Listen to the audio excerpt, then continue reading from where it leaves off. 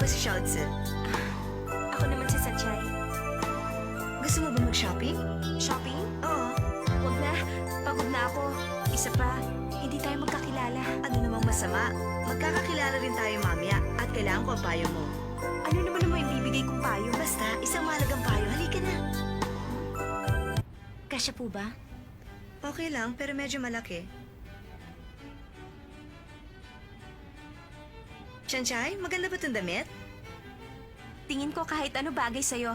Isa pa, ang dami-dami mo nang nabili. Gusto kong magayos para makuha kong atensyon ni Daming Tse. Miss Pakilitan, matagal mo na siyang kakilala?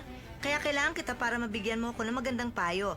Chanchay, may tatanong ako, alam mo ba kung gusto ni Daming Tse yung simple lang o kaya yung sexy? O baka naman yung mas bata kung manamit? Palagay mo?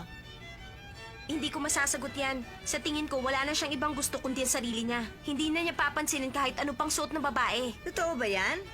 Mas mabuti yun. Kukunin ko na ang atensyon niya. Pakibalot, miss? Yes, ma'am. Bihira na ang katulad niya. Pipilitin kong mapalapit sa puso niya. Kala ko ipapakilala ako ni Papa sa isang lalaking mayaman pero tatanga-tanga. Pero natuklasan kong hindi pala siya ganon. Okay pa nga siya. Kaya kung basta na lang ako susuko, hindi ba sayang naman? Kaya dapat lang na magkaroon kami ng isang magandang relasyon. Pero ano namang kinalaman ko dyan? Oo nga, no? Tama sinabi mo. Pasensya ka na, Chansay. Siguro dahil nag-iisa lang akong anak, kaya medyo may kakulitan ako. Kaya rin siguro wala akong masyadong kaibigan. Okay lang yan. Wala rin akong kaibigan sa school. Pasensya ka na kung naabala kita. Naku, wala yan. Hindi naman ako talaga naabala. Kung ganun, pwede mo akong tulungan? Oo ba? Salamat naman! Ano ba tulong ang kailangan mo? Hindi ba ganun sa mga soap opera? Ang magkaibigan nagsasabihan ng mga problema nila sa pag-ibig. Ngayon, pwede ko nang sabihin sa iyo ang aking mga lihim at papayuhan mo ako. Kaya masaya na ako. Kapag nagkaproblema kami ni Dao Mingzi, ikaw ang lalapitan ko. Pero, Pero ano, Shansai? mahirap. Hindi ko alam kung paano ko sasabihin. Alam mo kasi, sinabi sa akin dati ni Tao Mingzi na gusto niya ako. Totoo ba yan? Huwag kang mag-alala, hindi ako interesado sa kanya. Kung ganun, okay lang. Pero dapat lagi mo akong ibibida sa kanya para tigilan ka na rin niya. Hitting two birds with one stone, di ba? Okay na po mga damit. Oo, sige. Sandali lang ako. Bakit ganito ang nangyayari? Ano bang ginagawa ko?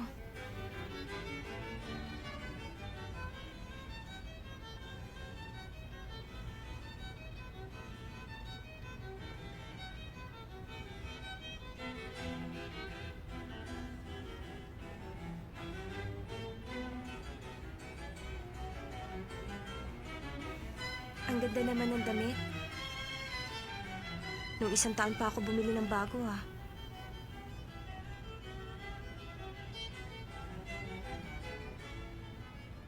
Aba? $20,000 ang halaga nito? Shansai?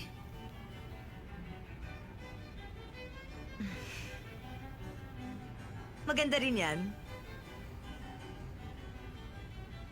Miss, pakibalot na rin to. Ang saya-saya ko ngayon. Gumagana ang pakiramdam ko pag nagsha-shopping. Pero ikaw lang naman na masaya. Isa pa, para sa katulad mo, ano bang problemahin mo? Aba, meron. May mga classes ako sa bahay at nakakabagot sa eskwela. Pero kahit papano, nasa akin ang gusto ko at pakiramdam ko nai-in-love na ako. Talaga? Isa pa, naisip ko pag nakuha ko ng pag-ibig ni Dao Mingzi, magkakaroon ako ng sense of accomplishment. Ikaw naman, Shansai, may iniibig ka na ba? Baka naman si Dao Mingzi. Naku, hindi. Wala akong gusto sa kanya. Ay, mabuti naman. Kung ganun, may iniibig ka na nga ba? Wala na ngayon. Wala na ngayon. Ibig sabihin, meron dati. Anong klaseng lalaki ba siya? Siya, napakatahimik niya. At may pagkatanga. May pagkatanga. Ang weird naman yata ng taste mo. Ang sabihin mo, ikaw nga dyan ang weird ang taste. Ang totoo, hindi ko masabi kung tanga nga siya. Alam mo, kapag magkasama kaming dalawa, akong napapatanga. Komportable ka pag kasama mo siya. Dapat lang yon. Relaxed ka sa kanya. Importante naman yon, di ba? Tama ka. Kaya wag mo nang pakawalan. Pag may nakita ka, masigit sa kanya. Alam mo, kung lalaki lang ako, magugustuhan kita.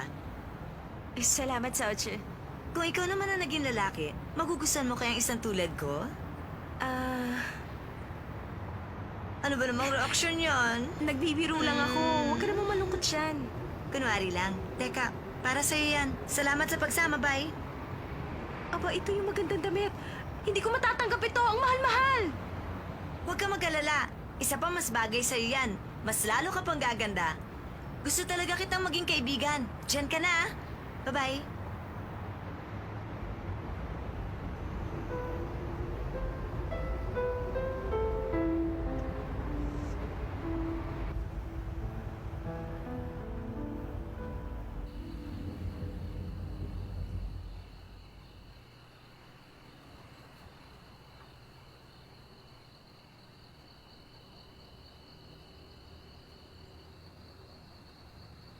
Huwag kang aalis.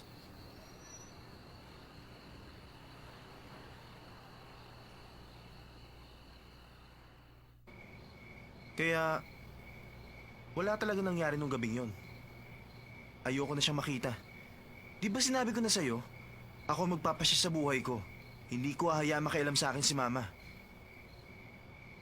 Nakikinig ka ba? Oo naman. Bakit ganyan pa rin ang mukha mo? Nagpaliwanag na ako, hindi ka pa ba masaya?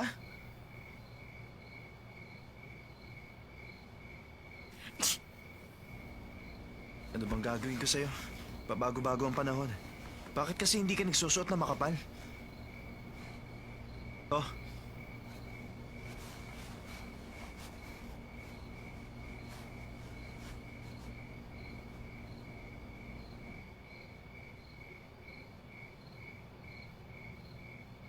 Okay na ako. Kunin mo na. Luka-luka ka ba? Isuot mo na nga uli yan. Sinabi na kunin mo ng jacket mo. Huwag mo na nga ako intindihin. Bakit ba? Ano bang problema? Teka!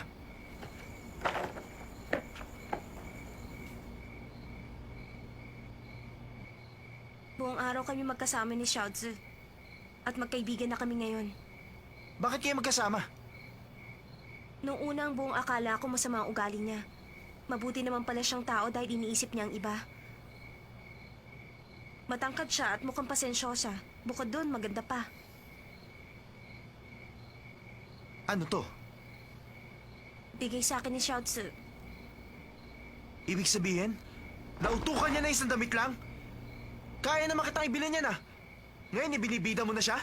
Sobra ka naman magsalita. Hindi naman yan ang pinag-uusapan na. Nakita ko sa mga mata ni Xiaozi na gusto ka niya talaga. Gusto niya matuloy ang engagement niyo. Tsaka isa pa, Anong tsaka isa pa? bagay kayong dalawa sa isa't isa.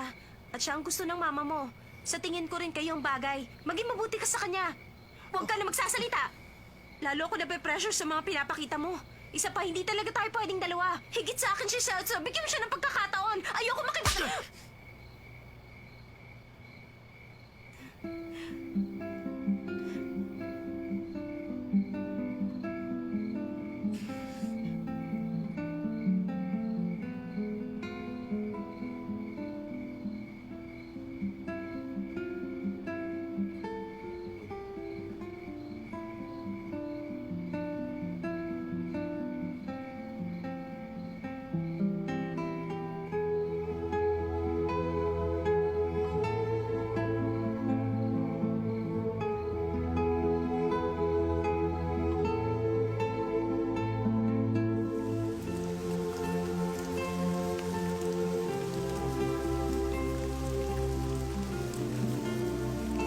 Violente talaga si Thomas.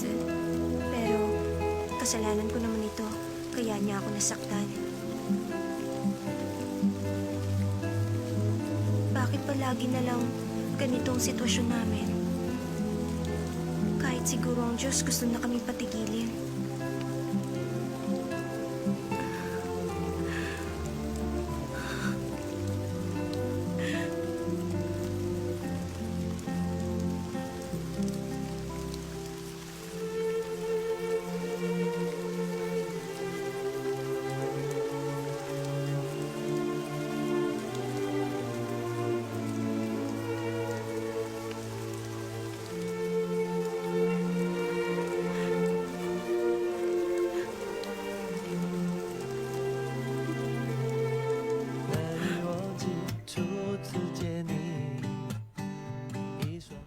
hindi na maganda ang nangyayari. Kailangan na kaya nating makialam? Kahit na hindi tulad niya ang tipo kong babae, wala na tayong magagawa. Ano ba ibig niyo sabihin? Ano ba yan? Binabalak namin ni Meichuo na ligaw si Xiaozi para malayo kay Asu. Nasaan ka ba kanina? Pinag-usapan na namin yan. Pero ganito kasi ang nangyayari. Yung napiling babae ni Auntie, mukhang tatanggapin niya ang pagpapakasal kay Azu. At nang dahil sa kanya, lagi tuloy nag-aaway si Asu at si Sanchay. Popormahan na namin si Xiaozi para wala ng problema. Ah, yun pala ang pinag-uusapan. Tutulong ka, di ba? Pag nanligaw tayong lahat, isa sa atin makukuha siya. Hindi na. Personal na problema to ni Asu. Kapag nakisali pa tayo sa problema niya, malamang lalo lang lalala ang lahat. Ang goal nga namin, maging komplikado to para... Azu, ano problema? Bakit basang-basa ka? May nangyari ba sa'yo masama? Bakit ganyan ang mukha mo? Azu! Asu! Asu, Azu! Asu!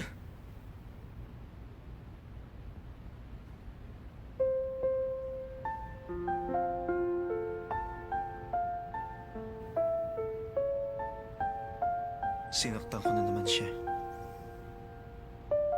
Siguro, ito na ang katapusan namin.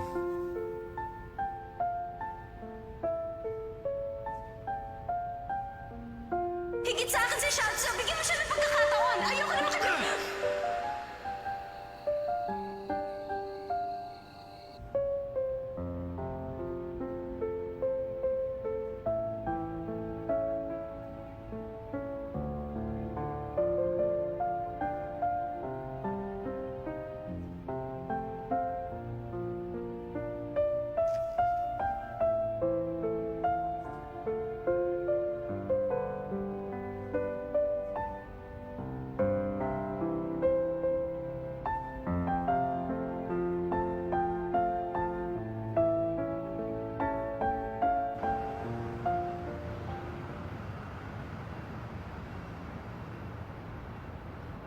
Ay. Ang monkey girl na yan. Ibang klase rin siya. Taas ng energy. Una ang amusement park sa nakakasukang roller coaster.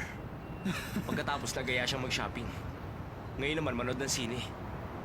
Ano ba yan? Okay lang tong mga damit. Pero mga underwear, pati mga sanitary napkin, ang dami-daming binili. Nakakaya tuloy sa iba. Nagre-reklamo ka? Ako si Simen. Nagbibitbit ba ako ng ganito? Teka, anong pinag-uusapan nyo? Ako ba? Tama, no? Of course not. Pinag-uusapan namin ng gusto mong panoorin. Nagpasya na kayo, tama na yan. Manood tayo ng Lovers in the Snowland. Okay, kukuha na ako ng ticket.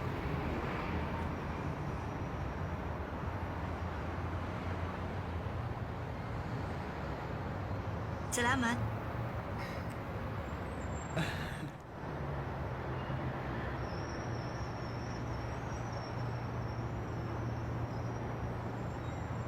Ito na, may 20 minutes pa.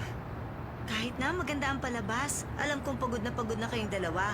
Baka makatulog lang kayo. Manood na lang tayo ng action. Payag naman pala siya. Panurin na natin yung gusto mong panurin. Test velocity. Oo. Okay lang ba? Okay lang.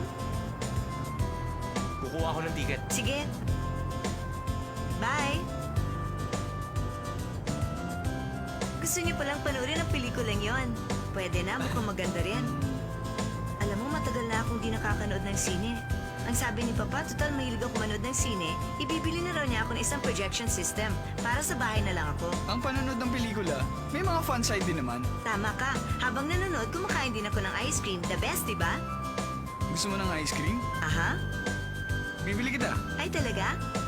Sandali lang ha. Gusto mo hawakan ko yan? Di bala na.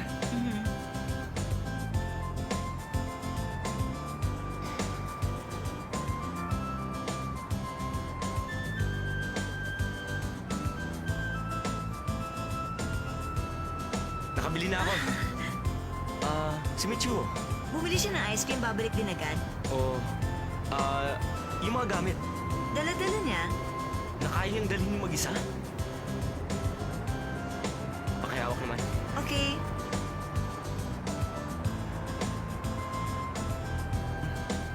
chocolate. Pero vanilla flavor lang ang kinakain ko. Allergic kasi ako sa chocolate. Ikaw na lang ang kumain yan.